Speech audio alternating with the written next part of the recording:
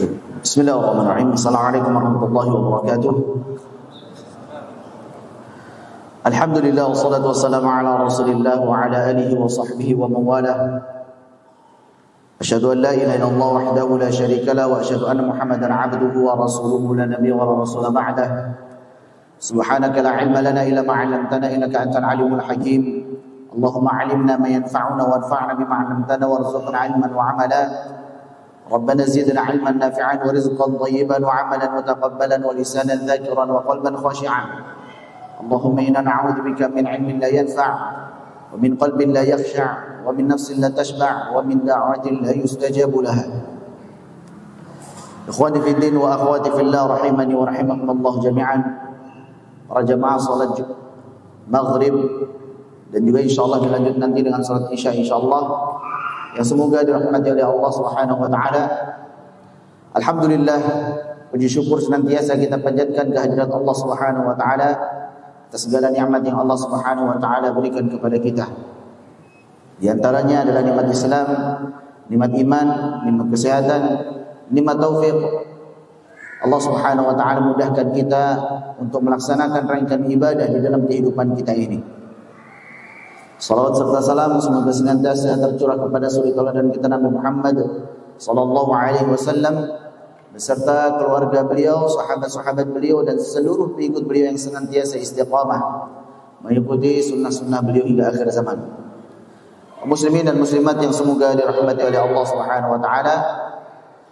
Alhamdulillah, pada malam hari ini insyaallah sesuai dengan permintaan daripada DKM kita akan membahas sebuah tema, yaitu tafsir surah Al-Fatihah, penjelasan daripada surah Al-Fatihah, surah yang merupakan surah paling mulia, paling agung, yang merupakan rukun salat, di mana salat tidak akan sah jika kita tidak membaca surah Al-Fatihah tersebut.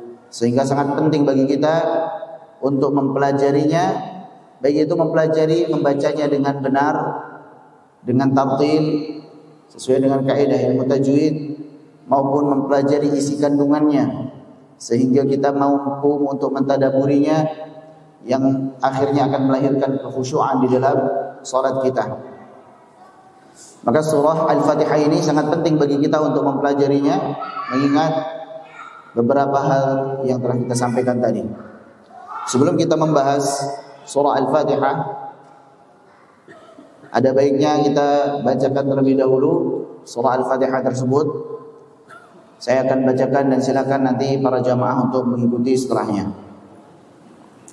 A'udzu billahi minasy syaithanir rajim.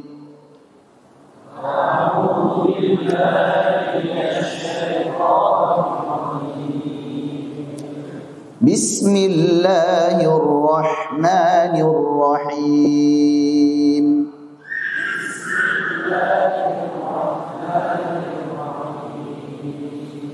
Alhamdulillahi rabbil alamin.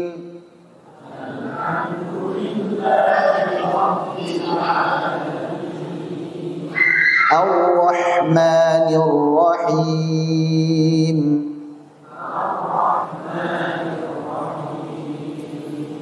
Malik yaumiddin.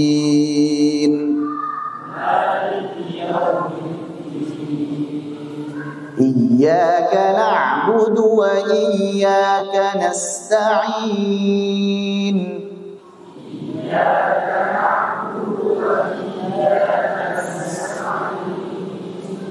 Ihdinas siratal mustaqim.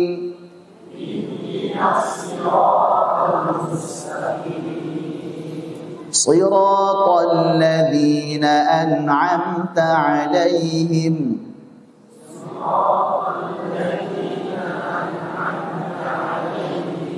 غير المغضوب عليهم ولا الضالين.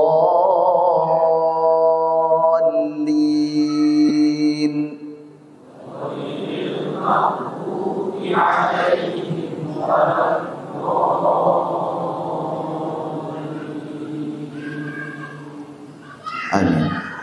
Nah, Surah Al-Fatihah maknanya adalah pembuka, karena surah ini merupakan pembuka daripada kitab Al-Quran. Dan kita tahu bahwasanya surah Al-Fatihah adalah surah yang diturunkan di Makkah sebelum Nabi SAW hijrah ke Madinah. Sehingga surah Al-Fatihah termasuk daripada kelompok surah Makkiyah. Definisi daripada surah Makkiyah adalah surah yang diturunkan sebelum Nabi SAW hijrah. Jadi itu patokannya. Walaupun penamaannya dari segi tempat, tapi yang menjadi patokan adalah dari segi waktu. Kalau Makkiyah diturunkan sebelum Nabi hijrah ke Madinah, sedangkan kalau surah Madaniyah atau ayat Madaniyah adalah surat atau ayat yang diturunkan setelah Nabi SAW hijrah ke Madinah. Karena nanti ada ayat-ayat tertentu yang tidak diturunkan di Madinah, diturunkannya bisa jadi di Makkah ataupun di tempat yang lain, tapi setelah Nabi hijrah tetap disebut sebagai ayat-ayat Madaniyah, karena patokannya adalah dari segi hijrahnya Nabi SAW. Dan surah ini adalah surah yang berada di urutan pertama di dalam mushaf, di dalam Al-Quran. Kalau kita buka Al-Quran, maka kita tahu bahwasanya surah Al-Fatihah adalah surah yang urutan pertama. Namun demikian bukan berarti dia adalah surah yang pertama kali turun kepada Nabi Muhammad SAW. Karena yang pertama kali turun adalah surah Al-Alaq, sebagaimana yang masyhur, Iqra bismi rabbikal ladzi khalaq. Jadi surah Al-Fatihah secara turunnya kepada Nabi Muhammad SAW adalah surat yang turun urutan kelima. Jadi yang pertama adalah surah Al-Alaq, yang kedua adalah Al-Qalam, yang ketiga adalah Al-Muzammil, yang keempat adalah Al-Muddathir, yang kelima baru surah Al-Fatihah. Nanti yang keenam Al-Lahab dan seterusnya. Maka ini perbedaan daripada urutan yang ada di mushaf dengan urutan turunnya. Kalau di mushaf urutan pertama, tapi kalau turunnya urutan kelima setelah surah Al-Muddathir. Kenapa bisa beda antara urutan yang ada di mushaf dengan turun kepada Nabi Muhammad SAW? Maka jawabannya adalah urutan surah yang ada di mushaf Al-Quran sekarang ini, dari Al-Fatihah, Al-Baqarah, Ali Imran, An-Nisa dan seterusnya sampai An-Nas, itulah urutan surah yang ada di Lauhul Mahfuz. Jadi yang ada di Lauhul Mahfuz 114 surah, 30 juz, itu urutannya sebagaimana yang ada di mushaf sekarang ini. Hanya saja ketika turun secara berangsur-angsur kepada Nabi Muhammad SAW selama kurang lebih 23 tahun, maka Allah turunkan tidak berurutan sesuai dengan Al-Fatihah, Al-Baqarah dan sebagainya, tapi diturunkannya sesuai dengan kebutuhan, sesuai dengan kondisi yang terjadi saat itu. Terkadang turun beberapa ayat, terkadang turun satu surat, terkadang turun beberapa surat, terkadang ada sebabnya, terkadang turun secara begitu saja. Maka ini semua dengan hikmah Allah Subhanahu wa taala.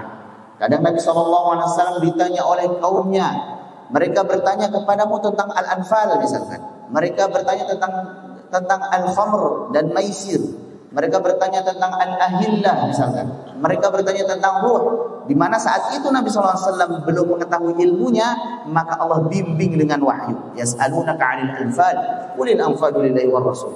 Yas'alunaka 'anil ruh, qulir ruhu min amri rabbi. Yas'alunaka 'anil khamri wal maisir, qul fihima ithmun kabirun wa manafi'u lin-nas wa ithmuhuma akbaru min naf'ihima. Dan seterusnya.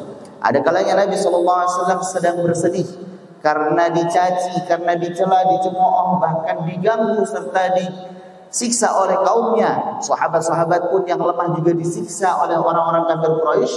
Maka saat itulah Allah SWT turunkan beberapa ayat untuk menghibur Nabi SAW. Allah turunkan kisah tentang Nabi Nuh, bagaimana sabarnya beliau dalam berdakwah.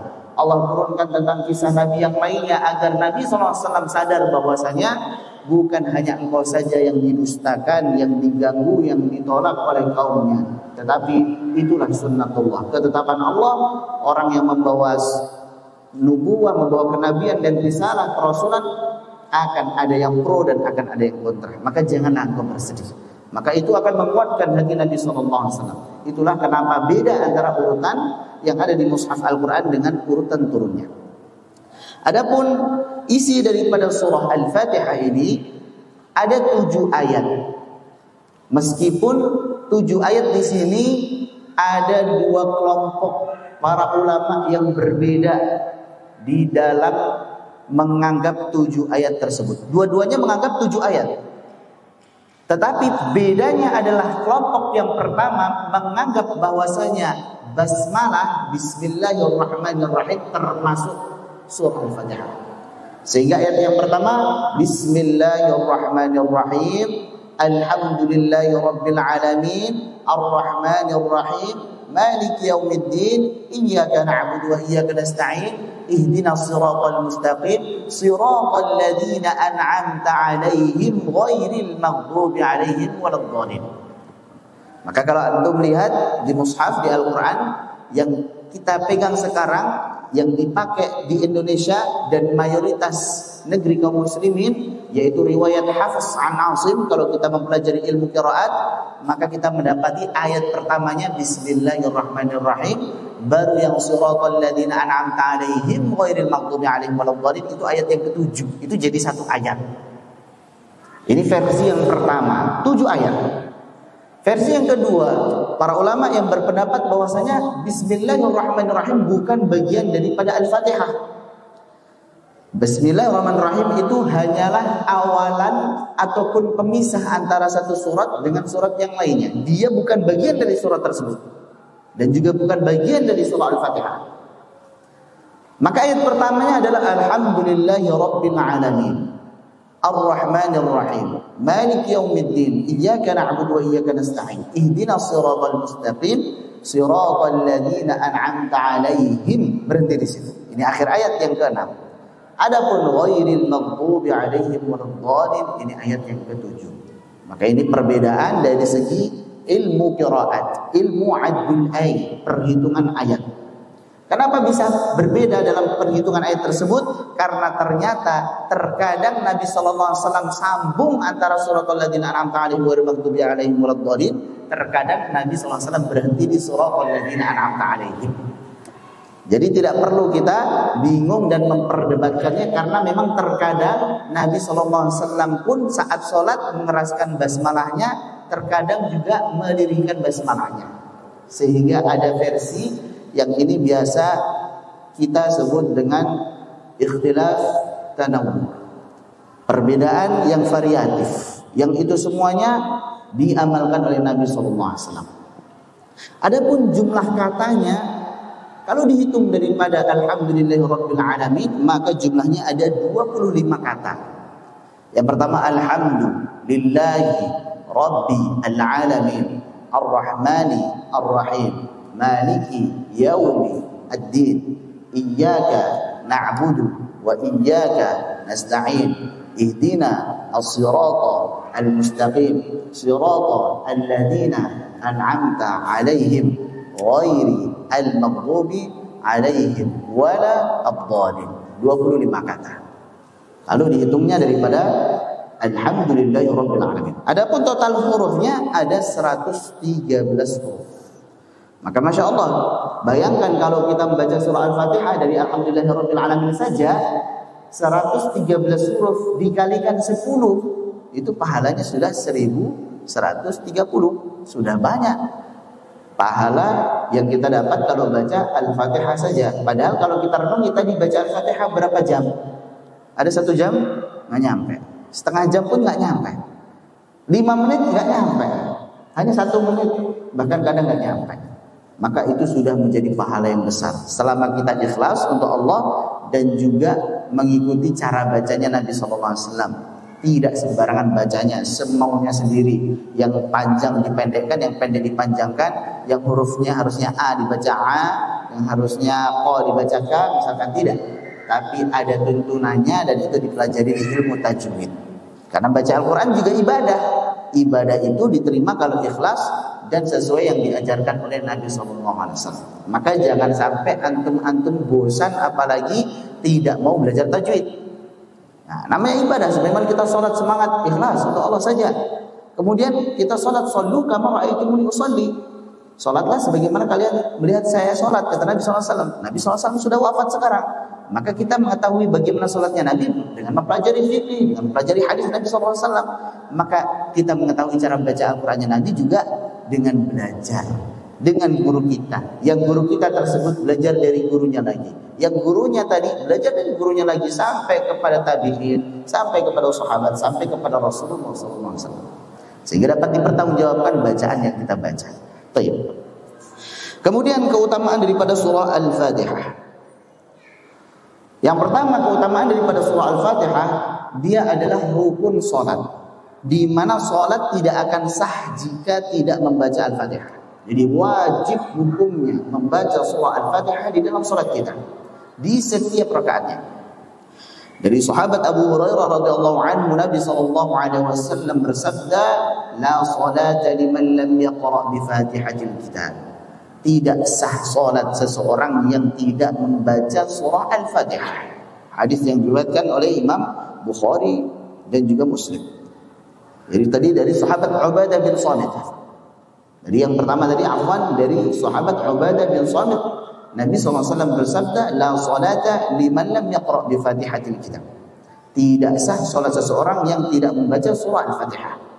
Maka wajib bagi seseorang untuk membaca surah Al-Fatihah. Itulah keutamaan yang pertama. Sehingga wajib dihafalkan, wajib dipelajari, ditadaburi supaya khusyuk salat kita. Yang kedua, dia adalah salat yang dibaca setiap rakaatnya dalam salat. Kalau tadi rukun salat, sekarang satu-satunya salat yang setiap rakaat dibaca, itu surat Al-Fatihah ini. Yaitu dari sahabat Abu Hurairah radhiyallahu anhu, Nabi sallallahu alaihi wasallam bersabda, "Man shalla salatan lam yaqra fiha bi ummil Qur'ani fahiya khidajun, fahiya khidajun, fahiya khidajun." Salah sama. Ai ghairu tamam. Barang siapa yang dia salat kemudian tidak membaca di dalam salatnya tersebut ummil Qur'an, yaitu surah Al-Fatihah, maka salatnya tersebut khidaj, maknanya adalah pincang. Diucapkan 3 kali oleh Nabi SAW. Fahiya khidajun, fahiya khidajun, fahiya khidajun. Salatnya itu pincang, salatnya itu kurang, ghairu tamam, tidak sempurna. Yang ketiga, keutamaan daripada surah Al-Fatihah adalah dia merupakan surah yang paling agung, surah yang paling utama. Sebagaimana yang diriwayatkan dari sahabat Abu Sa'id Rafi' bin Al-Mu'alla radhiyallahu anhu, beliau berkata, Rasulullah sallallahu alaihi wasallam bersabda kepadaku. Jadi Nabi sallallahu alaihi wasallam mengatakan kepadanya, "Ala u'allimuka a'zama suratin fil Qur'ani qabla an takhruja minal masjid?" Maukah aku kabarkan kepadamu, aku ajarkan kepadamu surat yang paling agung, surat yang paling utama sebelum nanti kamu keluar dari masjid? Maka tentunya mau. Fa'akhadha biyadi falamma aradna an nakhruja qultu ya Rasulullah innaka qulta la u'allimannaka a'zama suratin minal Qur'an. Maka ketika kita mau keluar dari masjid, beliau memegang tangan saya dan saya pun berkata kepada beliau, "Wahai Rasulullah, tadi engkau mengatakan kepadaku, maukah aku ajarkan kepadamu surat yang paling utama, surat yang paling agung di dalam Al-Qur'an?" Maka Nabi SAW pun bersabda, "Alhamdulillahi Rabbil Alamin, hiya sab'ul mathani wal Qur'anul azimul ladzi utituhu." Yaitu surah Al-Fatihah. Surah Alhamdulillahi Rabbil Alamin sampai waladhdallin itu disebut sebagai as-sab'ul mathani, 7 yang sering berulang-ulang, yang sering diulang-ulang. Kenapa? Karena sering dibaca. Setiap sholat di dalam rakaat kita membaca surah Al-Fatihah tersebut. Makanya namanya as-sab'ul mathani, 7 yang sering berulang-ulang, yang sering diulang-ulang, dibaca terus. Wal Qur'anul azim, dan juga disebut juga sebagai Al-Qur'anul azim yang diberikan oleh Allah kepadaku. Diriwayatkan oleh Imam Al-Bukhari. Yang keempat, keutamaannya bahwasanya surah Al-Fatihah ini bisa dijadikan sebab kesembuhan, sebagai ruqyah, sebagai obat penyembuh, baik itu obat fisik maupun obat hati. Di antaranya adalah yang diriwayatkan dari sahabat Abu Sa'id Al-Khudri radhiyallahu anhu. Suatu ketika kelompok beberapa manusia daripada sahabat Nabi sallallahu alaihi wasallam melakukan safar. Maka ketika melewati suatu kampung, Mereka pun singgah ke kampung tersebut. Ini kampungnya Badui. Di suatu perkampungan Badui mereka singgah di kampung tersebut dan mereka pun minta untuk dijamu, minta mampir. Tapi tidak diizinkan untuk mampir. Tiba-tiba di antara mereka ada yang berkata, apakah di antara kalian sahabat Nabi ini ada yang bisa menyembuhkan? Kira-kira ada yang bisa menyembuhkan atau tidak? Karena pemimpin kampung kami sedang disengat hewan. Kalajengking misalkan ataupun yang lainnya. Maka kemudian seseorang pun mengatakan, "Na'am." Ya, saya bisa. Dengan izin Allah tentunya. Fa'atahu faraqahu bi Fatihatil Kitab. Maka kemudian sahabat Nabi yang satu ini mendatangi pemimpin daripada kampung tersebut dan membacakan surah Al-Fatihah. Dibaca Bismillahirrahmanirrahim. Alhamdulillahirabbil alamin arrahmanirrahim sampai waladhdallin. Maka kemudian sembuhlah penyakit daripada pemimpin kampung tersebut. Sehingga pemimpin kampung tersebut akhirnya memberikan hadiah 1 ekor kambing, dan sahabat Nabi yang membaca Al-Fatihah tersebut enggan untuk menerimanya. Saya nggak mau menerima. Sampai saya sebutkan, saya kisahkan hal ini kepada Nabi SAW. Maka kemudian beliau pun mendatangi Nabi Muhammad SAW dan menyebutkan hal tadi, bahwasanya saya membacakan Al-Fatihah kepada pemimpin kampung yang tadinya tersengat oleh suatu hewan, kemudian sembuh dengan izin Allah Subhanahu wa taala. Maka Nabi SAW bersabda, maka Nabi SAW akhirnya tersenyum, kemudian beliau pun bertanya, "Wa ma adraka annaha ruqyah?" Kamu tahu dari mana kalau Al-Fatihah itu adalah ruqyah, adalah obat penyembuh? Maka ini menunjukkan bahwasanya surah Al-Fatihah itu adalah ruqyah. Dia adalah obat penyembuh daripada penyakit fisik. Tsumma qala, kemudian Nabi SAW bersabda, "Khudhu minhum wadribu li bisahmin ma'akum." Ambil saja hadiahnya tadi, halal itu. Jadi kalau kita meruqyah orang, kemudian kita diberikan ujrah, diberikan upah, maka halal kita ambil daripada upah daripada ruqyah tersebut. Bahkan Nabi SAW pun wadribu li bisahmin ma'akum, ambilkan sebagian sedikit untuk saya juga. Artinya itu halal dimakan, itu boleh diambil. Hadis yang diriwayatkan oleh Imam Al-Bukhari dan juga Muslim. Maka di dalam syarah Riyadhus Shalihin, Syekh Muhammad Ibnu Utsaimin rahimahullahu taala, beliau menyatakan bahwa syarat daripada surah Al-Fatihah itu dijadikan sebagai bacaan ruqyah itu ada 2. Jadi supaya Al-Fatihahnya ini mempan manjur dijadikan ruqyah itu ada syaratnya. Syarat yang pertama adalah yang membacanya tersebut dia yakin, dia beriman, dia meyakini bahwasanya bacaannya tersebut adalah ruqyah yang bermanfaat. Ya harus yakin dulu, kalau nggak yakin nggak bisa.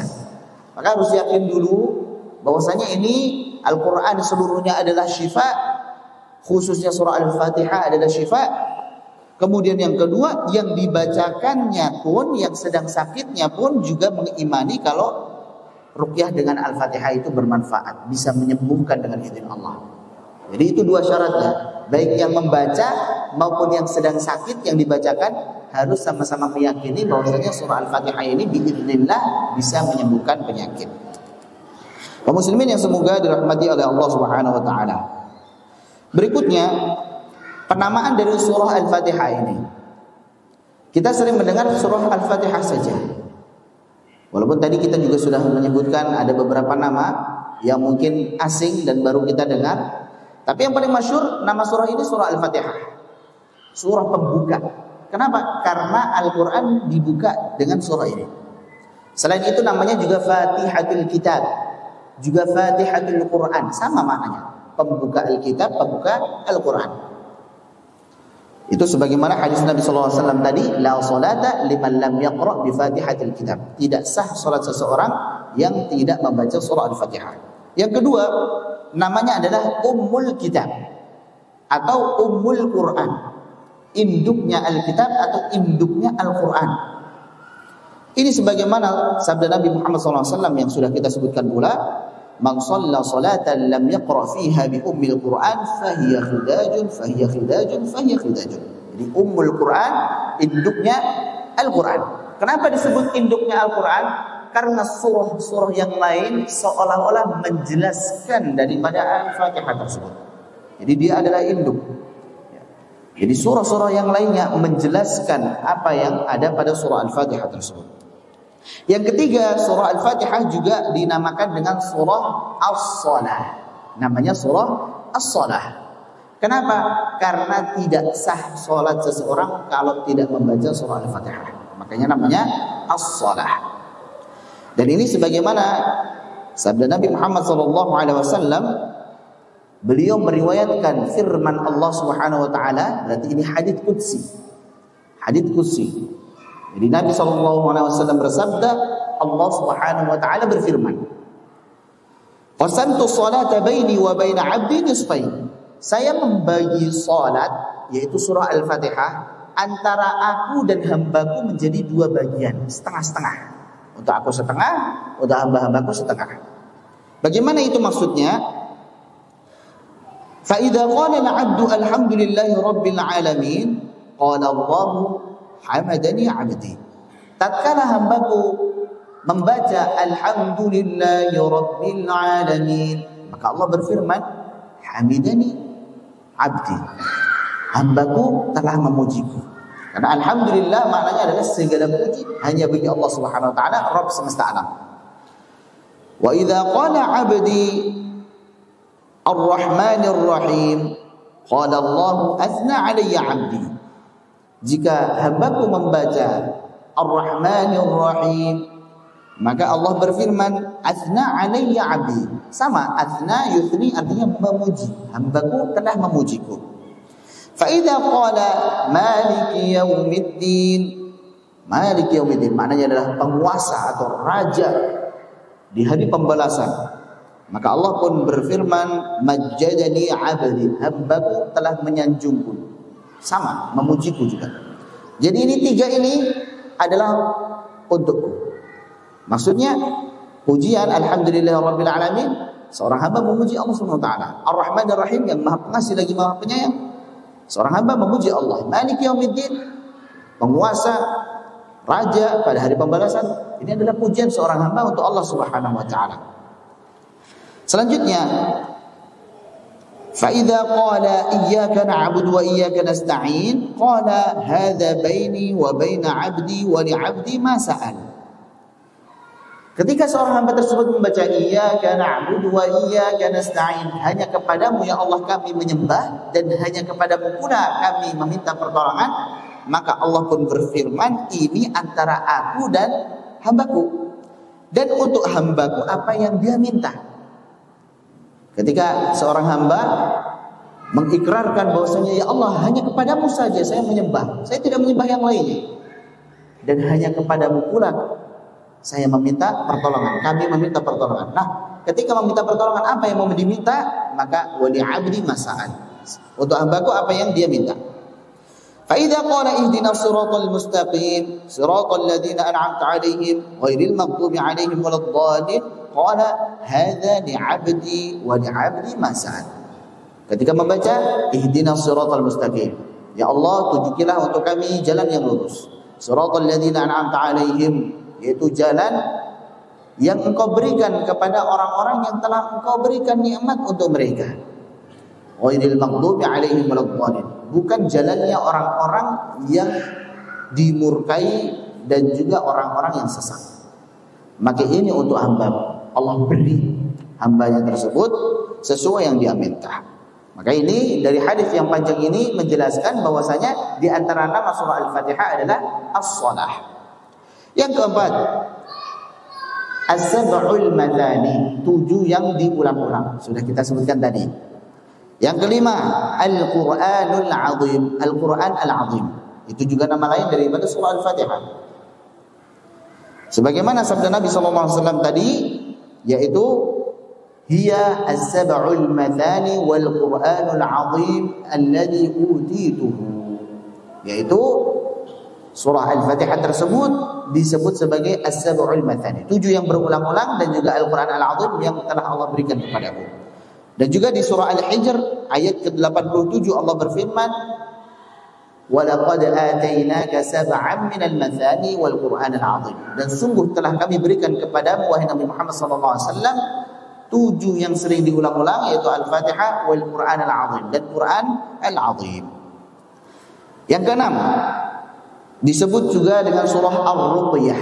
Surah Ar-Ruqyah artinya adalah obat. Sebagaimana hadis yang disebutkan tadi, wa ma adraka annaha ruqyah. Kamu tahu dari mana kalau surah Al-Fatihah ini adalah obat? Yang ketujuh adalah asy-syifa, penyembuh. Sebagaimana hadis dari sahabat Abu Sa'id Al-Khudri secara marfu' dikatakan Fatihatul Kitab syifaa'un min kulli sum. Fatihatul Kitab yaitu surah Al-Fatihah itu adalah syifa, penawar, penyembuh. Min kulli sum, dari segala penyakit, dari segala racun. Sebagaimana yang diriwayatkan oleh Al-Imam At-Tirmidzi dan juga Al-Hakim dalam Mustadraknya. Sebagian ulama ada yang menamai dengan Asasul Quran. Kalau tadi yang ada dalilnya, kalau tadi yang ada hadis maupun ayat-ayat Al-Qur'annya, penamaannya ada landasannya, ada nafsnya. Sekarang ada sebagian ulama baik dari kalangan sahabat maupun dari kalangan tabi'in yang memberikan nama Asasul Quran, pondasinya Al-Qur'an. Kemudian Asasul Quran ini dinamakan oleh sahabat Ibnu Abbas radhiyallahu anhu. Kemudian Al-Waqiyah, penjaga, dinamakan oleh Sufyan bin Uyainah. Kemudian Al-Kafiyah, yang mencukupi. Ini sebagian ulama menamai dengan Al-Kafiyah, yang mencukupi. Ini terinspirasi daripada hadis Nabi sallallahu alaihi wasallam, Ummul Qur'ani 'iwadun min ghairiha wa laysa ghairuha minha 'iwadun. Ummul Quran yaitu surat Al-Fatihah adalah pengganti daripada surat selainnya, sedangkan yang lainnya tidak mampu untuk menggantikan surat Al-Fatihah. Jadi seandainya Al-Fatihah saja itu sudah cukup. Tapi kalau nggak ada Al-Fatihah maka tidak bisa digantikan, harus ada Al-Fatihah tersebut. Ini terkait dengan pendahuluan surah Al-Fatihah. Sekarang kita akan membahas tentang isti'adzah. A'udzu billahi minasyaitonir rajim. Isti'adzah atau ta'awudz. Ista'adza yasta'inu isti'adzatan. Sama dengan ta'awadza yata'awwadu ta'awudan. Artinya adalah meminta perlindungan, memohon perlindungan. Yang dimaksud dengan isti'adzah adalah lafaz a'udzu billahi minasyaitonir rajim. Saya meminta perlindungan kepada Allah Subhanahu wa taala dari godaan syaitan yang terkutuk. Itulah isti'adzah atau ta'awudz. Lafaz daripada isti'adzah yang paling masyhur yang kita sudah baca dan sering kita baca, a'udzubillahi minasyaitonir rajim, itu paling masyhur, paling simpel, gampang. Ada lafaz lainnya juga yang ditambahi dengan nama Allah As-Sami' Al-Alim. A'udzubillahi As-Sami'il 'Alim minasyaitonir rajim. Saya meminta perlindungan kepada Allah, Zat yang Maha mendengar lagi Maha mengetahui, dari godaan syaitan yang terkutuk. Yang terakhir ditambahi dengan min hamzihi wa nafthihi wa nafthihi. A'udzu billahi as-sami'il 'alim minasyaitonir rajim min hamzihi wa nafthihi wa nafthihi. Ini semuanya sebagaimana yang disebutkan dalam beberapa hadis Nabi sallallahu alaihi wasallam. Adapun hukum membaca isti'adzah saat hendak membaca Al-Qur'an, hukumnya sunnah. Meskipun itu adalah perintah dari Allah Subhanahu wa taala, tapi hukumnya adalah sunnah. Tidak wajib. Kalau wajib kita lupa baca isti'adzah, berdosa. Yang benar menurut pendapat jumhur para ulama, para fuqaha, bahwa membaca isti'adzah hukumnya sunnah. Landasannya adalah firman Allah Subhanahu wa taala di dalam surah An-Nahl ayat 98. Fa idza qara'tal Qur'ana fasta'id billahi minasyaitonir rajim. Jika engkau hendak membaca Al-Qur'an, maka berlindunglah kepada Allah dari godaan syaitan yang terkutuk. Di surah An-Nahl ayat 98. Ini terkait dengan isti'adzah. Berikutnya tentang basmalah. Basmalah itu adalah lafaz bismillahirrahmanirrahim. Kita sering dengar ada basmalah, ada juga tasmiyah. Ada tasmiyah. Kalau tasmiyah itu hanya bismillah. Contohnya ya ghulam samillah. Ya ghulam samillah. Wahai anakku misalkan samillah. Ucapkanlah bismillah. Cuma sekedar bismillah saja. Tapi kalau basmalah itu adalah lafaz Bismillahirrahmanirrahim secara lengkap. Kita mau makan Bismillah. Wa kul biyaminik wa kul mimma yalik. Makan dengan tangan kanan dan makan yang terdekat dulu. Jadi nggak perlu Bismillahirrahmanirrahim. Bismillah saja cukup. Bismillah cukup. Dan Bismillah ini dianjurkan dibaca ketika kita hendak mengawali pekerjaan yang penting atau suatu kebaikan. Kita dianjurkan untuk membaca basmalah saat hendak melakukan kebaikan secara umum. Sebagaimana sabda Nabi Muhammad SAW yang derajat hadisnya itu hasan li ghairihi, Nabi SAW bersabda, kullu amrin dibalin la yubda'u bi bismillahi fa huwa aqta' aw ajdam aw abtar. Setiap aktivitas yang baik yang tidak dimulai, yang tidak didahului dengan membaca Bismillahirrahmanirrahim, maka perkara tersebut akan aqta', terputus, ajdam, pincang, abtar, sama, terputus ekornya. Artinya tidak berkah, tidak ada kebaikan yang didapat.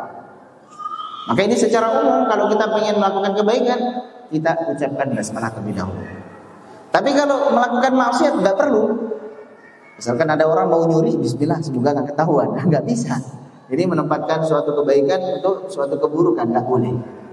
Jadi mengucapkan basmalahnya kalau ingin melakukan kebaikan, apapun itu. Dan ini sudah dicontohkan oleh Nabi SAW pada beberapa kasus. Misalkan, ya contohnya tadi mau makan Bismillah, keluar rumah Bismillah, tawakkaltu 'ala Allah la haula wala quwwata illa billah.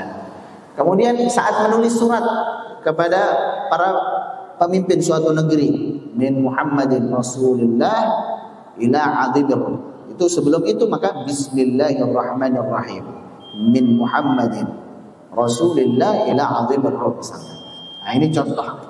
Dan juga yang lain-lain sebagainya selalu dimulai dengan Bismillahirrahmanirrahim. Kita baru Bismillah. Mau azan dulu? Setelah azan dilanjut lagi atau sudah? Dilanjut lagi, salatnya diakhirkan. Tafadhal, siapa yang ngasih?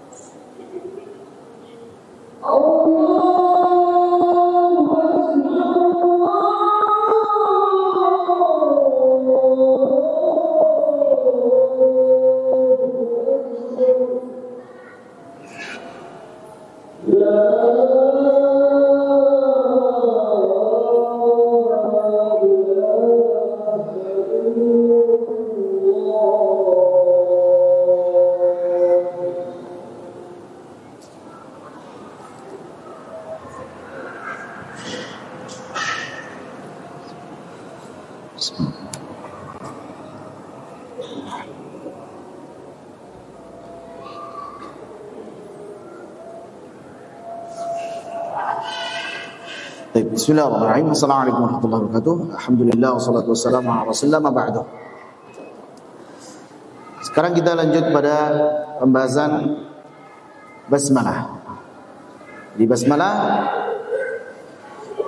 maknanya adalah Bismillahirrahmanirrahim, dengan menyebut nama Allah Subhanahu wa taala Ar-Rahman yang Maha Pengasih, Ar-Rahim lagi Maha Penyayang. Kita memulai bacaan tersebut setelah meminta perlindungan kepada Allah Subhanahu wa taala, maka kita melanjutkan dengan meminta pertolongan kepada Allah dengan menyebut nama Allah Subhanahu wa taala yang Maha Pengasih lagi Maha Penyayang.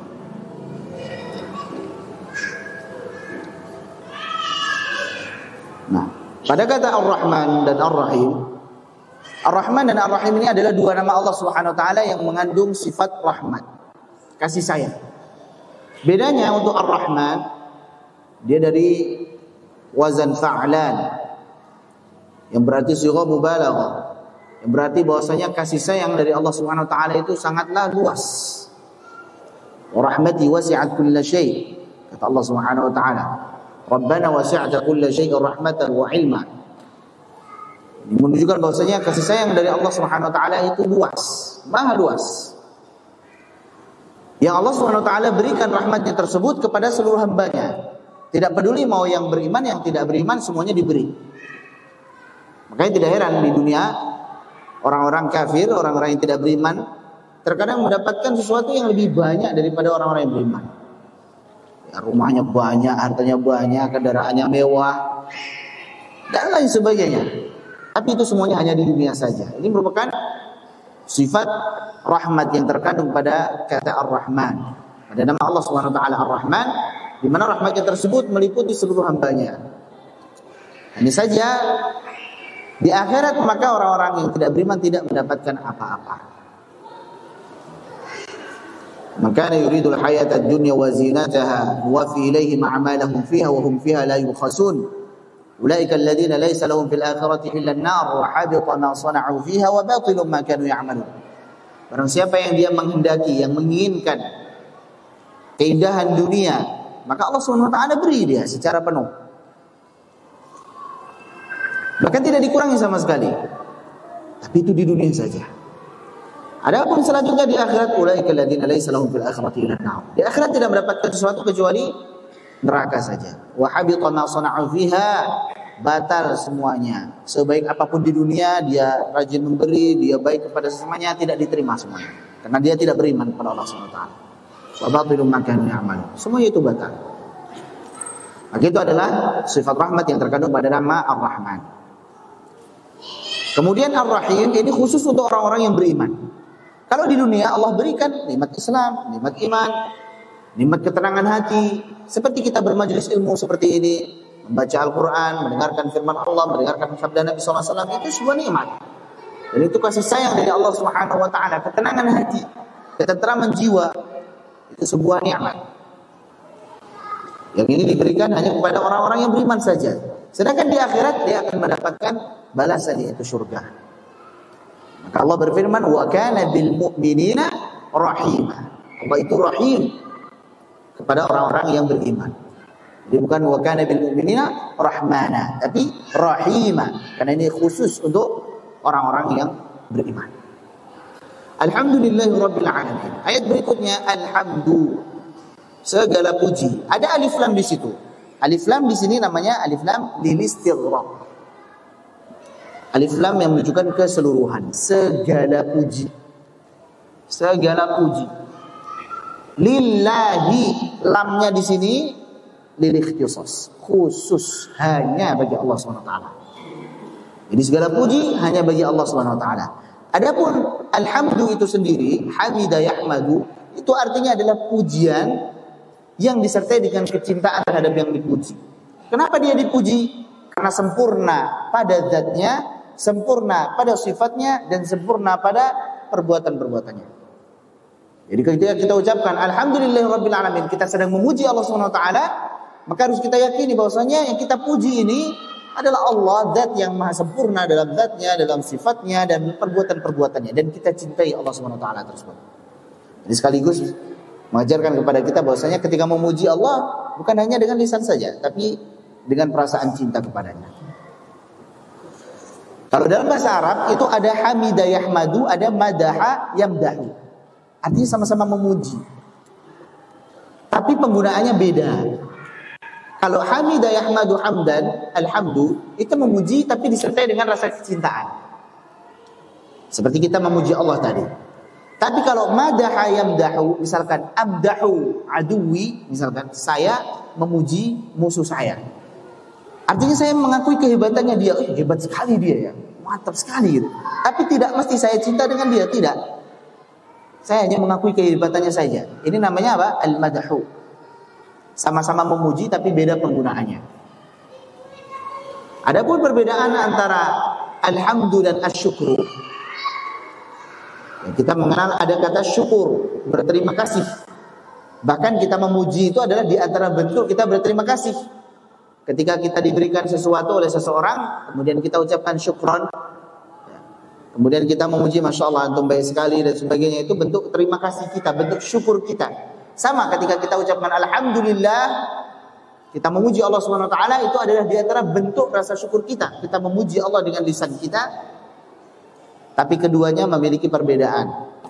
Kalau alhamdu itu biasanya memuji dengan lisan, sedangkan asyukru tidaklah dapat dicapai kecuali dengan 3 hal, yaitu dengan meyakini dalam hati, memuji dengan lisan, kemudian menggunakan dengan anggota badan di dalam ketaatan kepada Allah Subhanahu wa taala. Ini asyukur. Jadi bersyukur itu harus terpenuhi 3 hal ini. Yang pertama, kita harus meyakini bahwasanya nikmat itu hanya dari Allah saja, bukan dari yang lainnya. Sebagaimana firman Allah Subhanahu wa taala, "Wa ma bikum min ni'matin faminallah." Apa saja yang ada pada diri kalian berupa nikmat itu datangnya dari Allah saja, bukan dari yang lainnya. Bukan karena kita hebat, kita pandai, kemudian akhirnya kita mendapatkan kekayaan, bukan. Tapi itu murni karunia dari Allah Subhanahu wa taala. Hadza min fadli rabbi. Ini yang pertama. Kita bersyukur dengan hati. Yang kedua, bersyukur dengan lisan. Kita ucapkan alhamdulillah. Seperti kita kalau dapat gaji, dapat orderan, selalu ucapkan alhamdulillah. Itu bersyukur itu.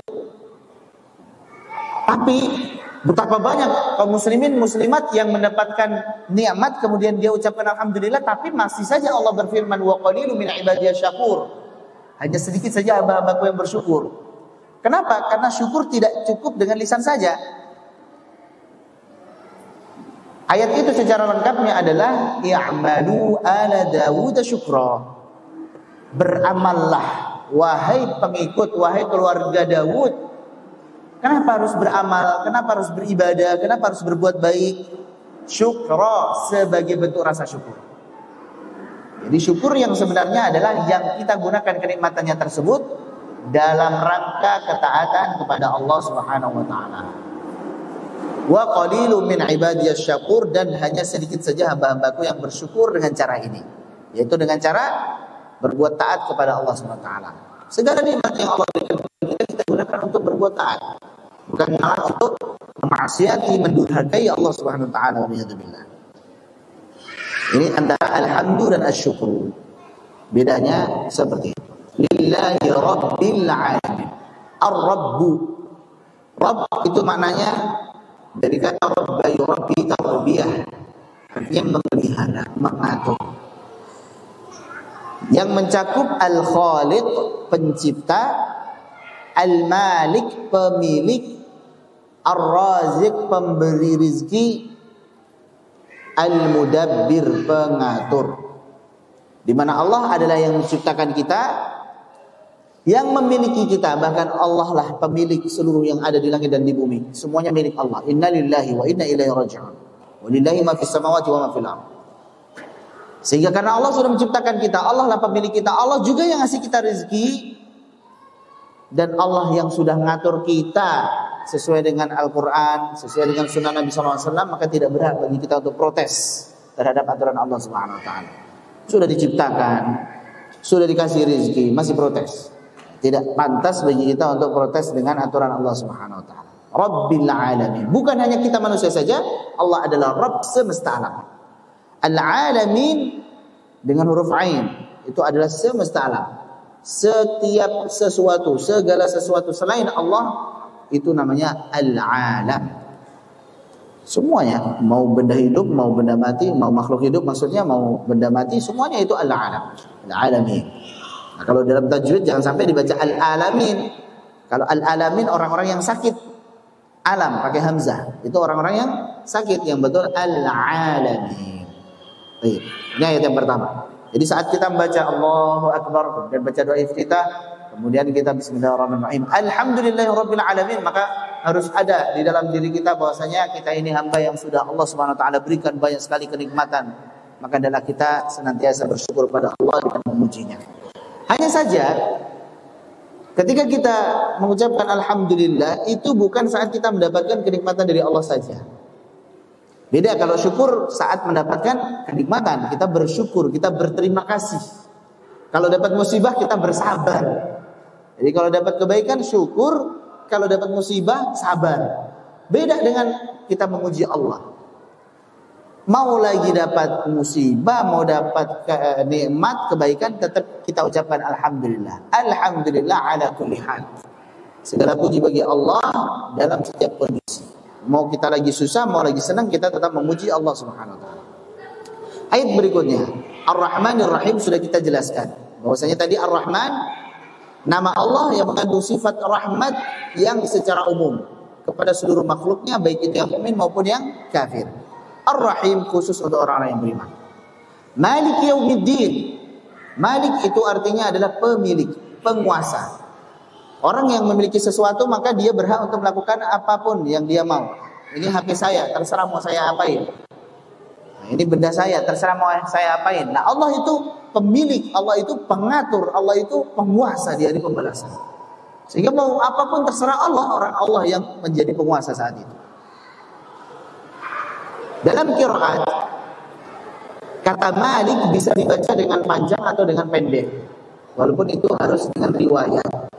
Tidak sembarangan, karena baca pendek saja, karena baca panjang saja, tidak. Tapi nantinya harus seragam, ada ilmunya.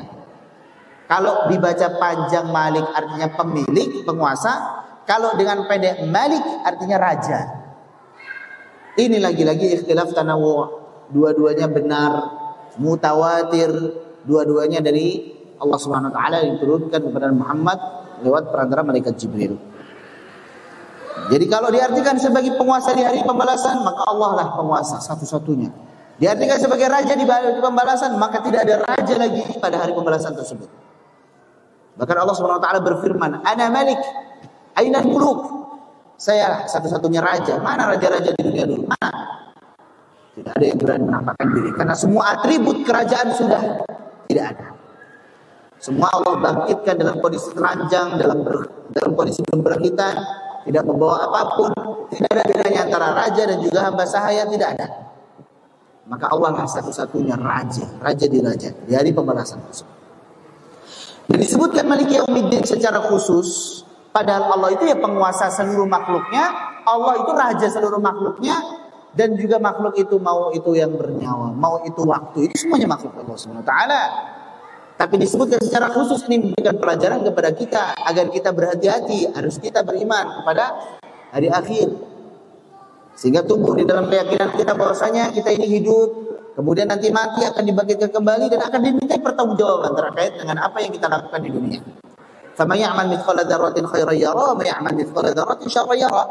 Kebaikan sekecil apapun akan diganjar, keburukan sekecil apapun akan diganjar. Sehingga membuat kita hati-hati saat membaca ayat tersebut, Maliki Yaumiddin, harus hati-hati mulai sekarang, jangan sampai berbuat zalim. Apalagi kalau urusannya dengan sesama hamba, susah. Bahkan Al-Imam Sufyan Ats-Tsauri rahimahullah ta'ala, beliau mengatakan, la antalqallaha bidzanbin wahidin ahwanu 'alaika min an talqallaha bisab'in afan. La antalqallaha bisab'ina dzanban fima bainaka wa bainallah ahwanu 'alaika min an talqahu bidzanbin wahidin fima bainaka wa bainan nas. Sungguh engkau bertemu Allah nanti di akhirat membawa 70 dosa antara dirimu dengan Allah, itu masih mending daripada engkau membawa satu dosa saja antara dirimu dengan sesama hamba. Kenapa? Nanti di hari kiamat masing-masing butuh terhadap pahala, masing-masing butuh terhadap kebaikan. Seseorang akan ingat, oh si fulan pernah zalimin saya, oh si fulan pernah pukul saya, oh si fulan pernah ngambil harta saya, oh si fulan pernah mencela saya. Maka kalau semuanya dia tidak ridha, akhirnya meminta pahala dari orang tersebut. Pahala orang tersebut habis, dosanya orang yang zalimi dikasihkan kepada orang yang zalimi. Waliyadzubillah. Maka itulah orang yang muflis. Bagaimana sabda Nabi sallallahu alaihi wasallam, kata dulu nama muflis. Kalian tahu enggak siapa itu orang yang bangkrut? Maka para sahabat menjawab, orang yang bangkrut yang enggak punya dinar, enggak punya dirham, yang enggak punya harta. Orang kere. Tapi kata Nabi sallallahu alaihi wasallam bukan itu. Orang yang bangkrut ya dia sholat, dia zakat, dia puasa, tapi sudah ngumpulin pahala banyak-banyak, dia ambil harta orang ini, dia zalimi orang ini, dia pukul orang ini, dia cela orang ini. Akhirnya apa? Orang yang dia zalimi tersebut meminta pahala darinya, habis pahalanya, maka dosanya pun diberikan kepada orang yang zalimi tersebut. Waliyadzubillah. Maka ini hati-hati.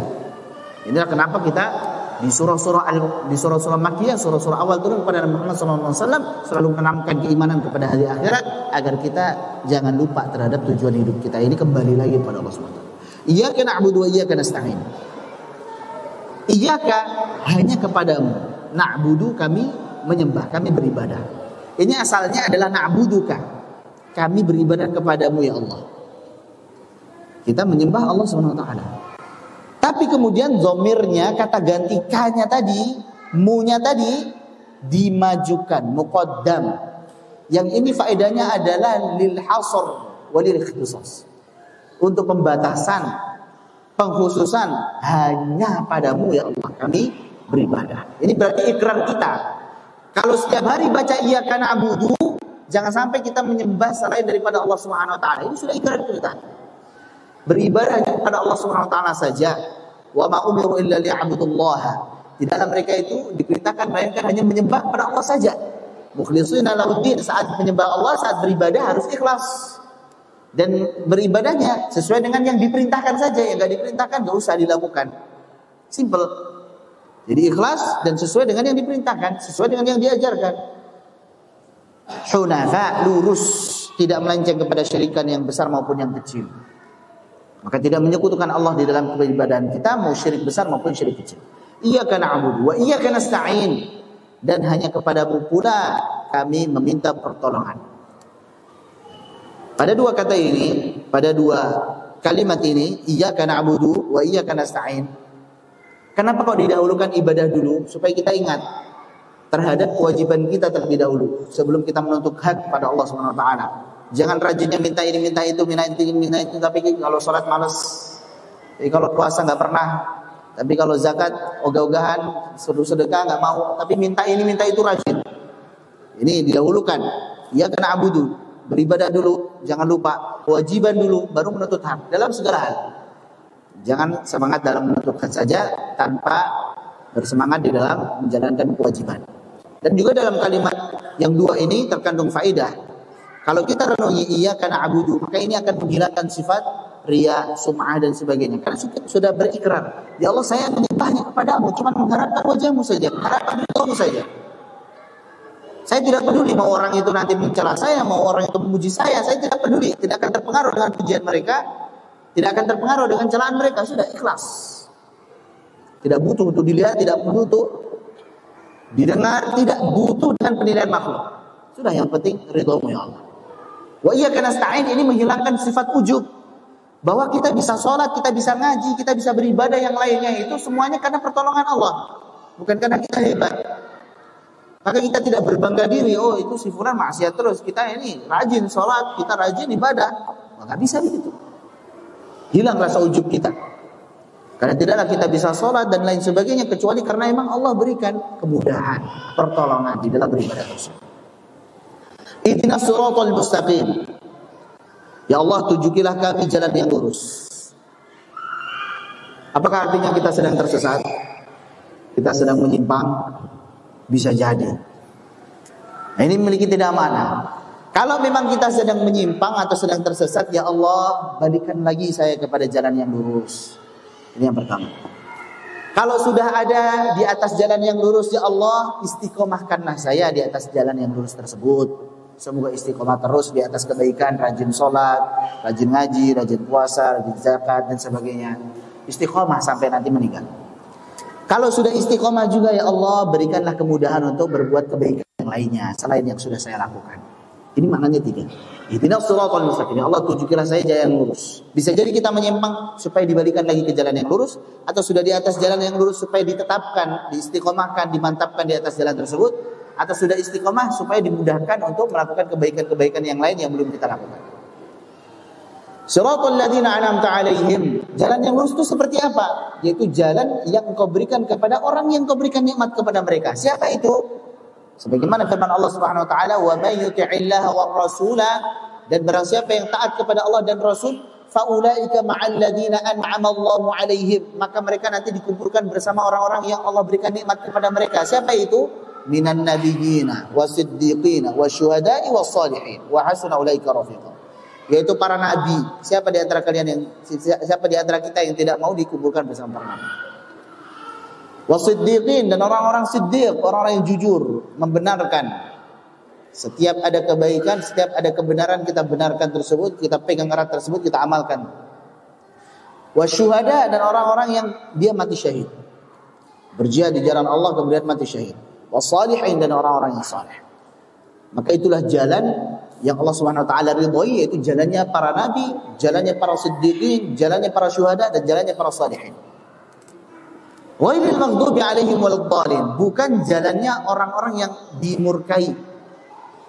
Orang-orang yang dimurkai, dan bukan pula jalannya orang-orang yang sesat.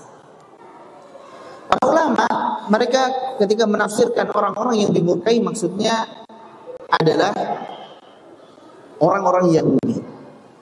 Sedangkan orang-orang yang sesat maksudnya adalah orang-orang Nasara. Kenapa? Karena orang-orang Yahudi mereka berilmu tapi tidak mengamalkan ilmunya.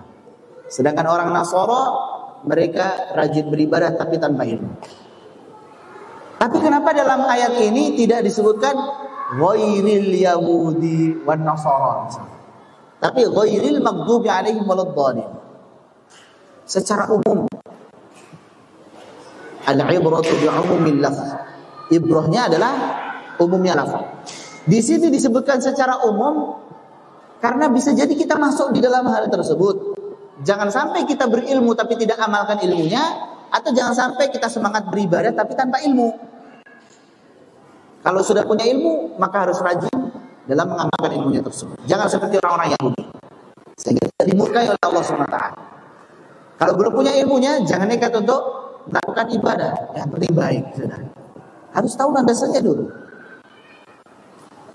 Al-ilmu qabla al-qaul wal 'amal. Ilmu itu lebih dahulu daripada perkataan dan juga perbuatan. Nah, ini secara ringkas saja karena terbatasnya waktu.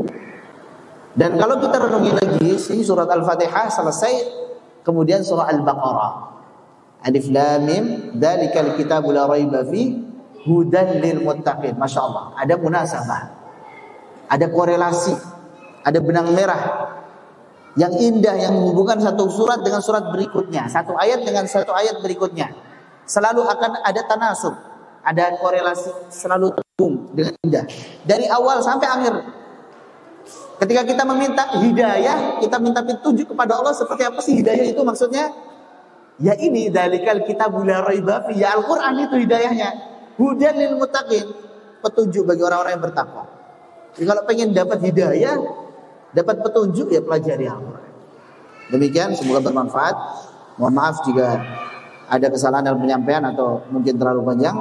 Semoga Allah SWT mengampuni. Jika ada yang bermanfaat, ada benarnya, silakan diamalkan. Semoga menjadi pahala jariah untuk kita dan juga guru-guru kita. Allahumma amin. Subhanallah bihamdik, asyhadu an la ilaha illa anta, astaghfiruka wa atubu ilaik. Assalamualaikum warahmatullahi wabarakatuh.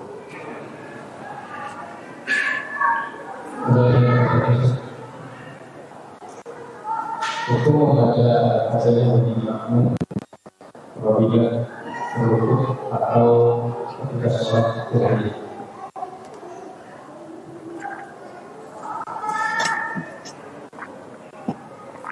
Nah, baik. Jadi ini hukum terkait dengan membaca surah Al-Fatihah bagi makmum, khususnya pada rakaat 3 ataupun 4 ya, pada sholat jahriyah.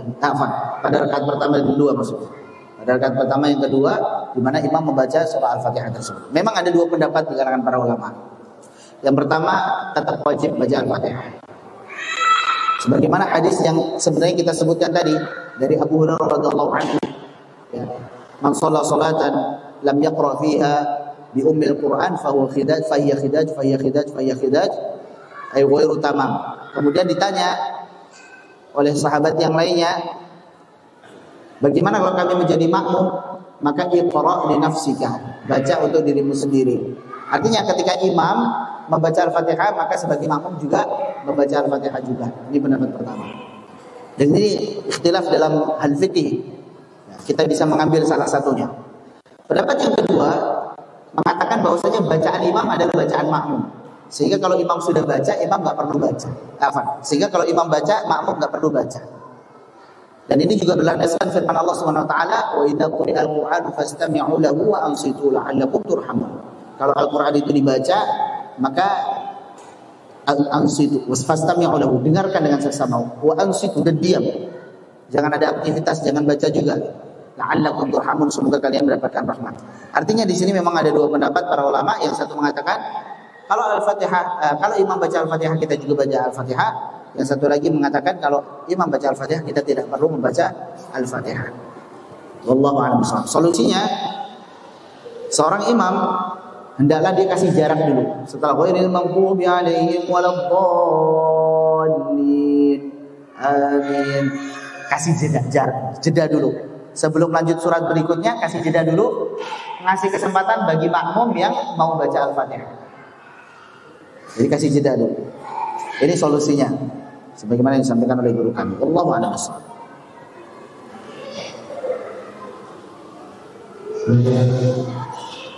Hukum membaca amin apakah dalam sholat atau boleh atau tidak? Kalau boleh atau tidak boleh, tapi nggak wajib. Kalau di luar sholat nggak wajib. Misalkan ada teman kita atau kita sendiri baca shiratal ladzina an'amta 'alaihim ghairil maghdubi 'alaihim waladdallin, amin, nggak wajib. Hanya saja kalau kita baca maka itu bagus. Karena kita, ya Allah, amin itu maksudnya adalah ya Allah kabulkanlah, istajib, ya Allah kabulkanlah. Dan amin bukan bagian dari Al-Qur'an. Amin bukan bagian dari Al-Qur'an. Jadi tidak wajib tapi boleh.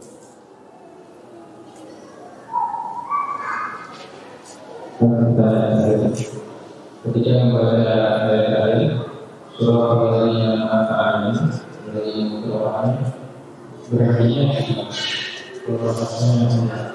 Nah, baik. Ketika membaca ayat siratal ladzina an'amta 'alaihim ghairil maghdubi 'alaihim waladdallin. Ini ayat kalau kita menganggap bahwasanya ini satu ayat, ini kan lumayan panjang bagi sebagian orang. Maka bagaimana cara berhentinya? Baik. Jadi sebenarnya ini pertanyaan juga pernah ditanyakan kepada guru kami Syekh Hisham hafizahullah taala. Kita lagi baca riwayat Hafiz an Asim. Riwayat Hafiz an Asim itu kan menganggap siratal ladzina an'amta 'alaihim ghairil maghdubi 'alaihim waladdallin ini satu ayat. Sedangkan kalau berhenti siratal ladzina an'amta 'alaihim, di situ nanti ada tanda bulat begini, kemudian di atasnya la. Itu artinya jangan berhenti dan langsung lanjut dari berikutnya, jangan langsung lanjut dari ghairil maghdubi 'alaihim, karena memulainya dari majrur, dari kasroh, masih ada kaitan dengan sebelumnya gitu. Baik. Tapi khusus untuk tempat ini, karena sebagian riwayat menganggap ini akhir ayat, maka boleh untuk berhenti di suratul ladzina an'amta 'alaihim. Landasannya kenapa? Landasannya karena Nabi SAW terkadang membaca suratul ladzina an'amta 'alaihim berhenti, terkadang membaca dilanjut. Maka itulah letak kenapa beda penentuan ayat juga.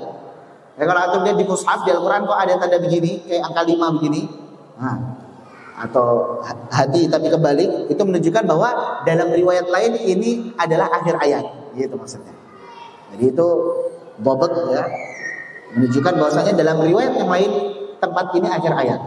Tapi dalam riwayat Hafs dan Asim di sini tanda la.